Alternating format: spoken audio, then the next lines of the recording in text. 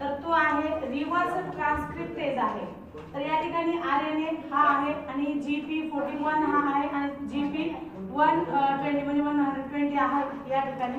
Structure of HIV याचा आपण हे डायग्राम पाहिलेले आहे। समजले ना तुम्हाला? HIV चा आपण डायग्राम पाहूया। या ठिकाणी बघा, जो इथला भाग दिलेला असतो त्याला लिपिड पॉट म्हणतात आणि इथला भाग जो दिलेला असतो हे बघा, या ठिकाणी ही चेन जी आहे मॅट्रिक्स प्रोटीन म्हणतो, ते आउटर प्रोटीन असते, मॅट्रिक्स लेयर असतो। त्याच्यानंतर कॅप्सिड लेयर जो असतो तो प्रोटीन जो इनर प्रोटीनचा भाग दर्शवलेला असतो।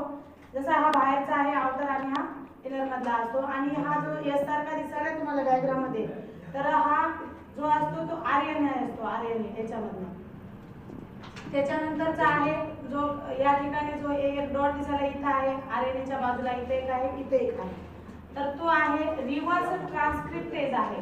तर या ठिकाणी RNA हा आहे आणि GP41 हा आहे आणि GP120 म्हणजे 120 आहे या ठिकाणी।